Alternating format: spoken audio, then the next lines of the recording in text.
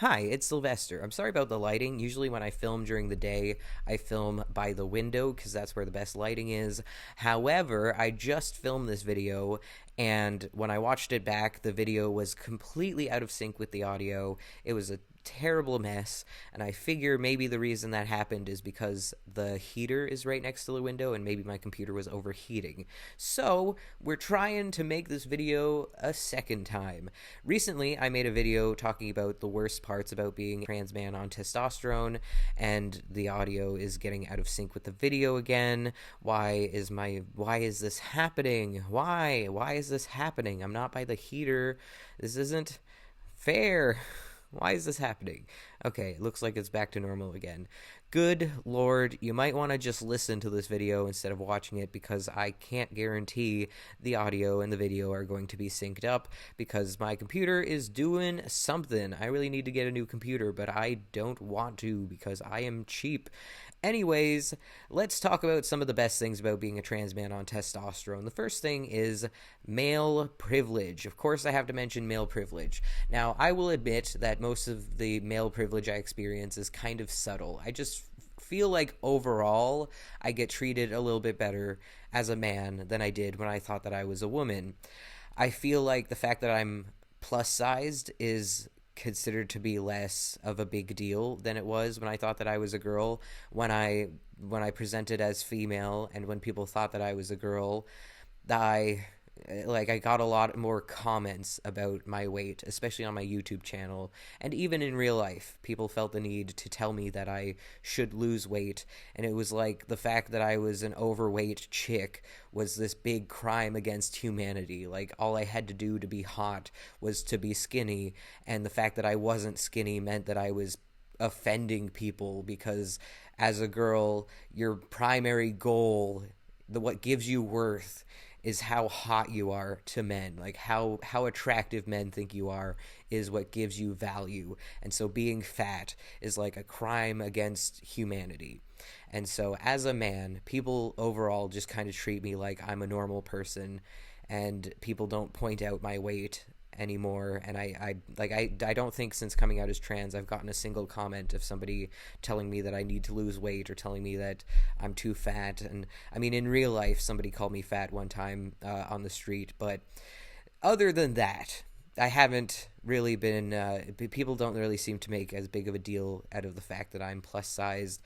I posted a video recently where I was half naked and I twerked, and before I came out as trans, I would make twerking videos, and people would leave comments slut shaming me. They would tell me that they couldn't respect me anymore, stuff like that. But when I do it as a man, it's funny and entertaining and iconic. And so suddenly, being half naked and twerking is not something that reduces my value as a human being. So again, male privilege. I also just feel safer overall, like especially when I'm walking by myself, especially when I'm walking alone at nighttime. I don't feel as much like I'm going to get kidnapped again. I'm not as scared. In fact, I remember the first time when I realized that people see me as a man. The first time I realized that I am seen more as the predator than as the prey. I was out walking, it was nighttime. I saw this girl, she was standing at the bus stop. I went up to her and I told her that I liked her skirt because, well, I liked her skirt. And I just remember the look of absolute terror in her eyes. I just remember she looked so scared. And that was the first time I realized, like, oh yeah, I'm a man and people see me as a man, and I can't be doing stuff like this anymore because from my perspective it was all just innocent. I was just, complimenting this person's skirt. But to her it was terrifying because she was this pretty girl alone at night approached by a strange man, and he complimented her, which to her probably seemed like I was hitting on her or like I wanted something from her. And so yeah, to her it was terrifying. And that was, I don't know if that really counts as male privilege, but it was the first time I realized that I had this power that I never felt like I had before. This power and this privilege that I have to learn to wield responsibly and to not abuse. Next thing I want to talk about is the fact that I no longer menstruate. I have this list in no particular order, but I thought I'd put male privilege first because it's kind of like the biggest thing. But I was tempted to put not having periods first because honestly, for me, I feel like not having periods is it's pretty significant. It's maybe not above male privilege, but it's pretty close, you know? Like periods are the worst. They're painful, they're inconvenient, they're messy, they suck, and they gave me a lot of gender dysphoria. And so the fact that I don't menstruate is it makes it worth it to have to stab myself in the leg with a needle every week. It makes it worth it. The next thing I want to talk about is that there is no social pressure to shave. I don't feel any pressure at all to shave my armpits, my legs, my face even. Like, there's a little bit of social pressure to say shave my face, but beards are a thing and they are generally acceptable. So I feel basically no pressure to shave, which is great because I hate shaving. I hate body hair removal. I just hate doing it. It is one of my least favorite things. And I remember before I came out as trans, I wanted to be one of those badass feminist women who stopped shaving, you know, and was like, screw the male gaze, screw societal pressure to adhere to beauty standards and societal norms. Like, screw that, screw the expectations placed upon me. I'm going to let my armpit hair and my leg hair grow freely. But I never had the guts to do that because I just knew that people would treat me so poorly if I did that, and I knew people would be disgusted, like actually disgusted by me if I did that. Nowadays, I have leg hair and I have armpit hair, and I don't feel like anybody's judging me for it. So that's fantastic. I just, for the record, I don't think that women should have to shave. I don't think women should have to remove their body hair. I think women should be allowed to have leg hair and armpit hair and hair wherever else hair might grow. I think body hair is totally fine and normal and not gross, and it doesn't mean you have bad hygiene to have body hair, etc., etc.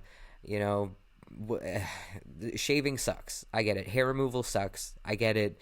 I'm not saying that men should have the privilege of not having to shave their bodies, while women should have to shave their bodies. I'm just saying that the way things are right now, that it's better for me to be a man because I don't feel the pressure to have to shave, if that makes any sense.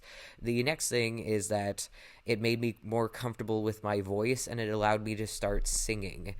I have a few singing videos here on YouTube. Some of them are better than others. The one I posted recently, You Won't Be Mine by Matchbox 20, I think was pretty good. My vibrato was pretty good. It was kind of on point for most of that video, so I'll link that video in the top right corner of this video if you want to go check it out.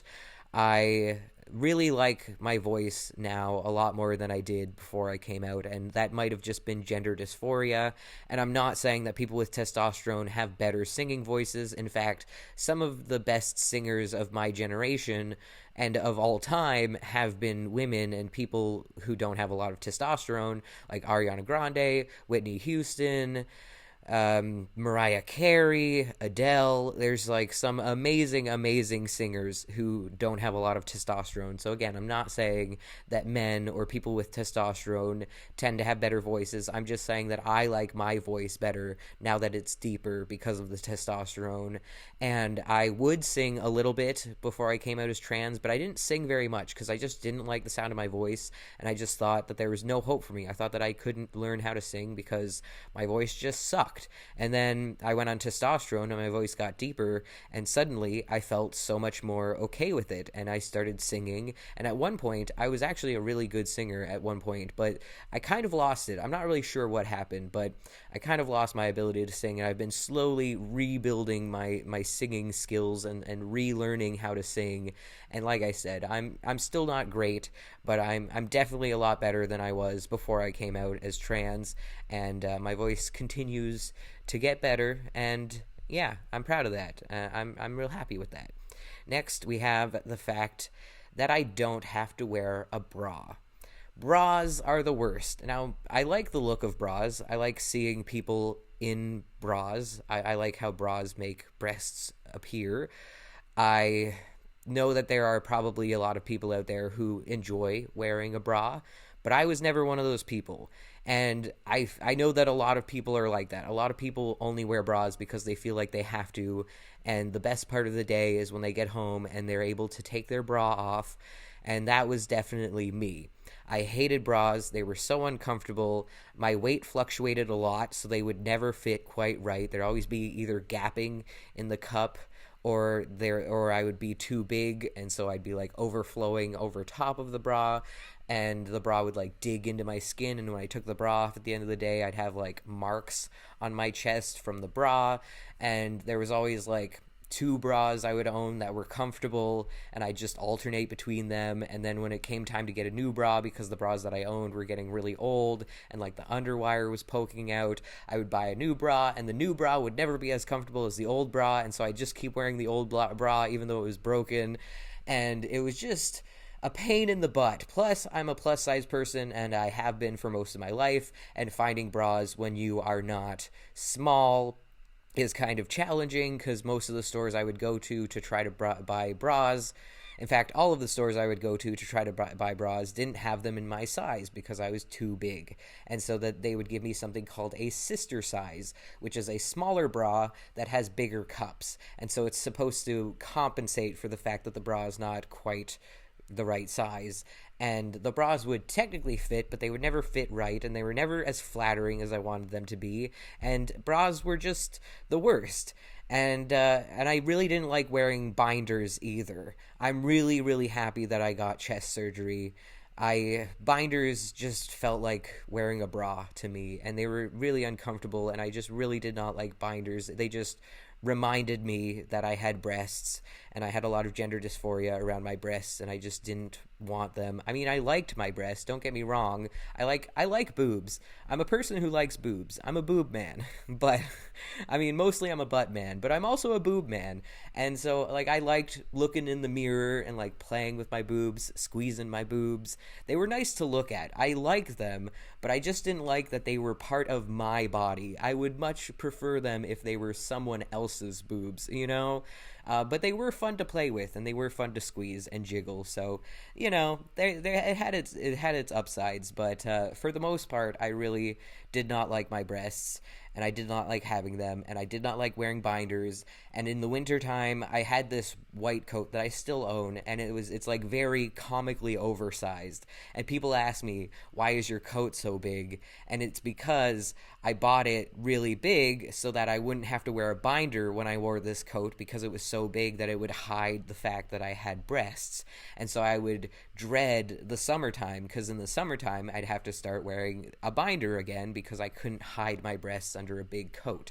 And so, long story short, I am very glad that I don't have to wear binders anymore, and I'm very glad that I don't have to wear bras anymore. And I know that even women and people who present as like people with breasts don't have to wear bras. Like, I know a lot of women who don't wear bras, but usually those women have smaller breasts, and that's considered to be a lot more acceptable. Me, I was a plus size person for most of my life, and so I had larger breasts.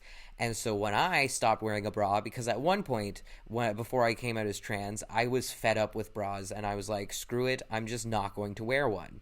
And so I stopped wearing bras, and I got some complaints. I was working at a fast food restaurant at the time, and I got complaints that not wearing a bra was distracting and made people uncomfortable. And that pissed me off so much. It's like, mind your damn business. What I wear underneath my clothes or what I don't wear underneath my clothes is none of your damn business. Bras are uncomfortable. I don't like bras. I'm a strong feminist woman. I don't need to wear a bra. I'm not going to listen to what society tells me I need to do, you know? And so it felt empowering to not wear a bra, but people complained and treated me differently. And so, you know, that kind of sucked. Even though you don't have to wear a bra if you have boobs, a lot of people expect you to, and they'll treat you differently if you don't, especially if you have larger breasts. So, anyways, the next thing is that I don't feel social pressure to wear makeup. Don't get me wrong, I do enjoy makeup. I have a couple videos on this channel where I do my makeup. There's a couple videos where I'm wearing makeup. Makeup is a great way to express yourself. Makeup is very empowering for a lot of people, but for me, it was a lot like bras and shaving, where it was one of those things where I felt social pressure to do it, even though I didn't necessarily want to. It took a long time to put on makeup, it cost a lot of money to buy makeup, and I felt like people just treated me better when I wore makeup, which really pissed me off. The fact that people couldn't see my beauty unless I had makeup slathered on my face made me really upset. And again, people did genuinely treat me better when I wore makeup than when I didn't. And when I'd come into work and I wasn't wearing makeup, people would tell me that I looked tired, which, by the way, don't tell people that they look tired. Basically, what you're saying is, man, you look rough. And nobody wants to hear that. So like don't do it because that's mean. Anyways, the last thing that I have written here, the last good thing. I mean, there are many good things about being a trans man on testosterone, but the last thing I have written here is the fact that I get to have a beard. I've always loved beards. I like looking at beards. I like touching beards. I like having a beard. It took me a while to figure out how to maintain and take care of my beard, and I'm still kind of learning and figuring it out. Like, for example, my beard line is not exactly where I want it to be. I feel like it needs to be like a little bit lower on my neck, but I don't know. Overall, it's pretty good. I like my beard a lot, and I spend a lot of time just sitting here stroking my beard and playing with my beard. I just really like beards. However, when I get really stressed out, and I haven't done this in a while, but sometimes when I get really stressed out, I'll start like playing with my beard hair and like tearing hair out of my beard. And so at one point I had a big bald spot in my beard because I just tore the hair out in that spot. And I'm really lucky that the hair did grow back and I don't have a permanent bald spot there. But that is something that I definitely have to make sure I don't do. So anyways, overall though, being a trans man on testosterone is pretty great. So thank you so much for watching. Have a great day. Stay frosty. Bye.